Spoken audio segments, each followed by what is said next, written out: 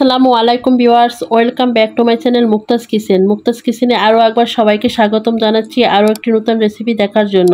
আমি আপনাদের সাথে টমেটো বাদাম দিয়ে ডিমের একটি দারুণ রেসিপি শেয়ার করব, যেটা খেতে খুবই মজার হয়। সাধারণ ডিম ভুনাকে কিভাবে অসাধারণ খাবারে পরিণত করা যায় সেই রেসিপিটা আজকে আমি তৈরি করে দেখাবো। তো বন্ধুরা, আশা করছি আমার অন্যান্য সহজ রেসিপির মতো আজকে এই ডিম ভুনার রেসিপিটিও আপনাদের কাছে সহজ লাগবে আর ভালো লাগবে।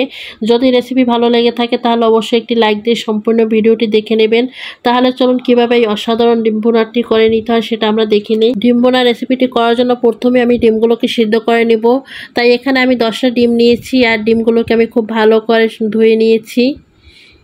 এবার এখানে আমি পরিমাণ মতো পানি দিয়েছি। এখন পানির ভিতরে আমি ডিমগুলো একটা একটা করে দিয়ে দিচ্ছি। সবগুলো ডিম দেওয়ার পরে এখন এর ভিতরে দিয়ে দিচ্ছি আমি 1 চামচ লবণ। আর লবণ দিলে কিন্তু ডিমের খোসাটা খুব সহজভাবে উঠে আসবে আর ডিমগুলো কিন্তু ভেঙে যাবে না। লবণটা দেওয়ার পরে আমি পানির সাথে লবণটা খুব ভালো করে মিশিয়ে দিচ্ছি। এখন আমি ঢাকনা দিয়ে ঢেকে দেবো যাতে ডিমগুলো দ্রুত সিদ্ধ হয়ে যায়। আর এর ফাঁকে আমি অন্যান্য মশলাগুলো রেডি করে নিচ্ছি। এবার এখানে আমি মাঝারি সাইজের 2টা টমেটো নিয়েছি আর টমেটোগুলোকে আমি এভাবে ছোট ছোট করে কেটে নিয়েছি। আর এভাবে করে কিন্তু ছোট ছোট করে কেটে নিলে ব্লেন্ডার করতে সুবিধা হবে।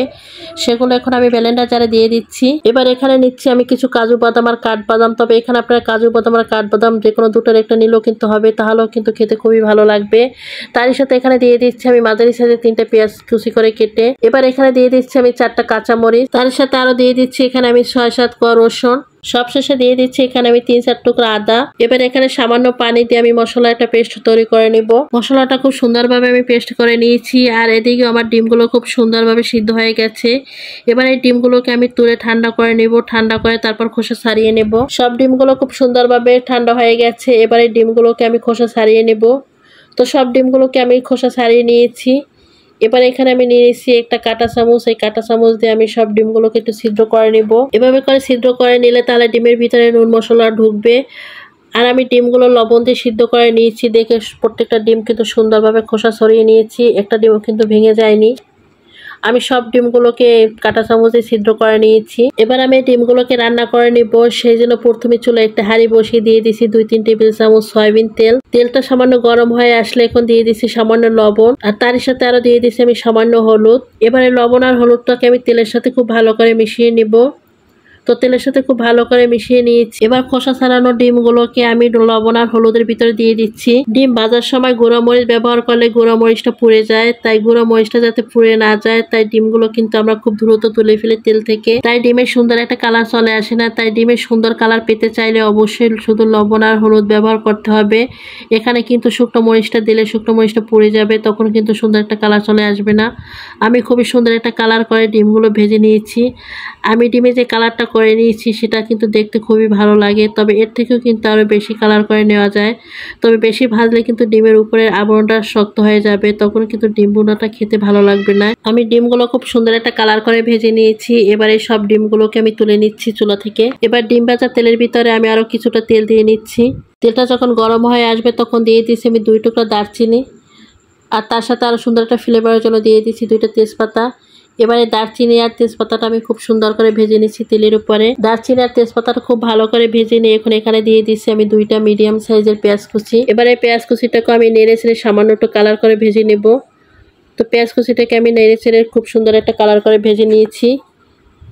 এখন এর ভিতরে দিয়ে দিচ্ছি যে আগ থেকে আমি মশলাটা করে রেখেছিলাম সেটা।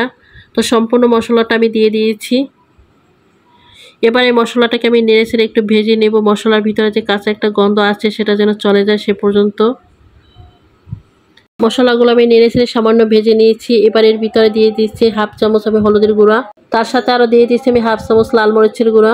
এবার দিচ্ছি আমি 1/2 চামচ ধনিয়ার গুঁড়া। সবশেষে এখন দিয়ে দিচ্ছি আমি 1/2 চামচ জিরার গুঁড়া। তার সাথে আরো দিয়ে দিচ্ছি সামান্য লবণ। যেহেতু এই ডিমটা ভাজার সময় আমি লবণ দিয়েছি সেই জন্য এখানে আমি সামান্য পরিমাণ লবণ দিয়েছি। এবার সব মশলার উপকরণগুলোকে খুব ভালো করে মিশিয়ে নিব। তো খুব ভালো করে মিশিয়ে নেওয়ার পর এটা কিন্তু খুবই ভালো করে কষিয়ে নিতে হবে। এখানে ঝাল মশলাটা আপনাদের ডিমের পরিমাণ মতো ব্যবহার করবেন। আমি এখানে আমার ডিমের পরিমাণ অনুসারে কিন্তু আমি সব মশলা ব্যবহার করেছি। আর এই ক্ষেত্রে মশলাটা কষানো বেশি জরুরি, কারণ ডিম বোনা হতে বেশি একটা সময় লাগে না। তাই মশলাটা কিন্তু খুবই ভালো করে কষিয়ে নিতে হবে। তা না হলে মশলা থেকে যে একটা কাঁচা গন্ধ আছে সেটা আসবে, তখন কিন্তু ডিম বোনাটা খেতে ভালো লাগবে না মোটেও। মশলাটা কষাতে কষাতে যখন দেখবেন তেলটা থেকে মশলাটা আলাদা হয়ে গেছে তখন বুঝতে হবে মশলাটা খুবই ভালো করে কষানো হয়েছে। আর যে কোনো মাছ, মাংস বা তরকারি যতটা খুব ভালো করে কষাবেন ততই কিন্তু খেতে বেশি ভালো লাগবে। তো আমার মশলাটা কিন্তু খুবই ভালো করে আমি কষিয়ে নিয়েছি। এবার যে ডিমগুলোকে আমি ভেজে রেখেছিলাম সেগুলো আমি এই মশলার ভিতরে দিয়ে দিচ্ছি। তো ডিমগুলো মশলার ভিতরে দিয়ে ডিমগুলো খুব ভালো করে আমি মশলার সাথে মিশিয়ে নিয়েছি। তো মশলার সাথে খুব ভালো করে মিশিয়ে নেওয়ার পর এখন মশলার জারটা আমি ধুয়ে হাফ কাপের মতো পানি দিয়ে দিচ্ছি। পানিটা দেওয়ার পরে আমি ডিমটার সাথে খুব ভালো করে নেড়েচেড়ে মিশিয়ে দিচ্ছি। তো ডিমটার সাথে খুব ভালো করে নেড়েচেড়ে মিশিয়ে দেওয়ার পরে এখন আমি ঢাকনা দিয়ে ঢেকে 5 মিনিটের জন্য এটা রান্না করে নিব। তো ডিমগুলো আমি ঠিক 5 মিনিট রান্না করে নিয়েছি। 5 মিনিট পরে আমি ঢাকনাটা তুলে নিয়ে আবার খুব ভালো করে নাড়াচাড়া করে দিচ্ছি।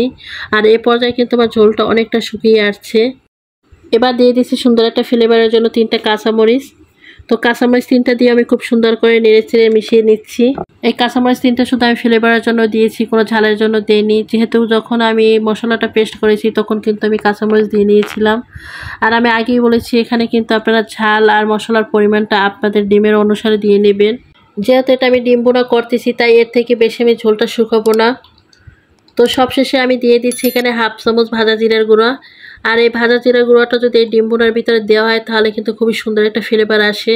তাই আপনারাও চেষ্টা করবেন সবশেষে এভাবে ভাজা জিরার গুঁড়াটা দেওয়ার জন্য।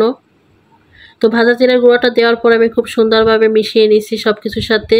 ভাজা জিরার গুঁড়া দিয়ে খুব ভালো করে মিশিয়ে নিলেই হয়ে যাবে অসম্ভব মজার টমেটো বাদাম দিয়ে আমার ডিম ভুনা। এবার এটাকে আমি চুলা থেকে তুলে নিচ্ছি। তুলে নিয়ে আমি আপনাদেরকে পরিবেশন করে দেখাচ্ছি। এই ডিম ভুনাটা দেখতে যেমনই লোভনীয় লাগতেছে, এটা খেতে কিন্তু মাশাআল্লাহ খুবই ভালো লেগেছিল।